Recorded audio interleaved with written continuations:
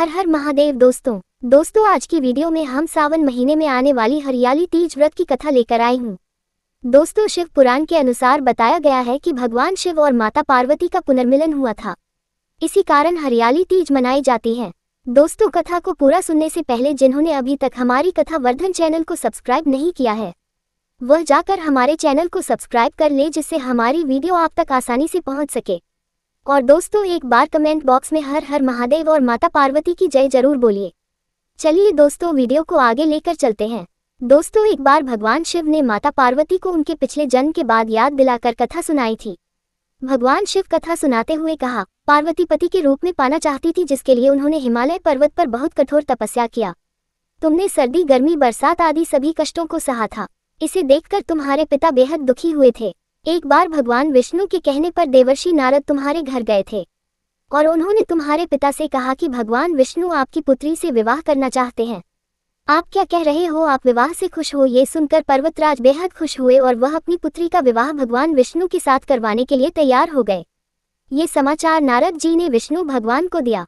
जब ये बात आपको पता चली तो तुम नाराज हो गई, क्योंकि तुमने मेरे लिए बहुत कठोर तपस्या किया था और तुमने मुझे तन मन से अपना पति मान चुकी थी।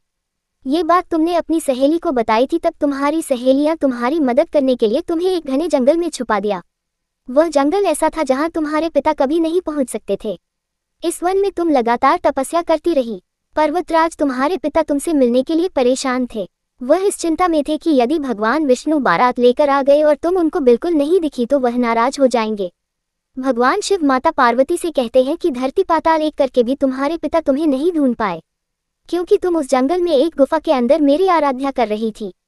तुमने वैप का एक शिवलिंग बनाया था। तुम्हारे तप से प्रसन्न होकर मैंने तुम्हारी मनोकामना पूरी करने का विचार बना रहे थे, तभी इसी बीच तुम्हारे पिता तुम्हें खोज लेते हुए गुफा में पहुंच गए।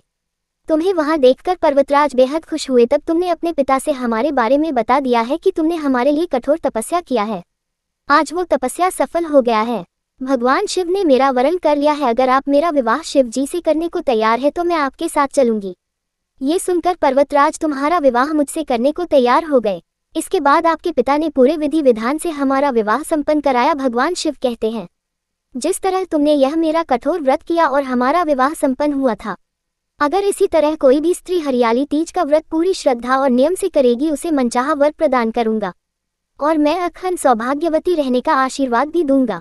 और जो सुहागन महिलाएं इस व्रत को पूरे श्रद्धा से नियम अनुसार करेगी तो उसके पति पर किसी भी तरह की परेशानियां या बीमारियों का सामना नहीं करना पड़ेगा और हमारा आशीर्वाद सदा आपके समस्त परिवार पर बना रहेगा। तभी से दोस्तों ये हरियाली तीज सावन मास के शुक्ल पक्ष को तृतीया तिथि को मनाई जाने लगी। इस दिन सभी सुहागन महिलाएं अपने पति के लंबी उम्र और अखंड सौभाग्यवती के लिए भोलेनाथ की पूजा पूरे श्रद्धा से करती हैं और भोले बाबा से अपने पति के लिए लंबी आयु के लिए प्रार्थना करती हैं।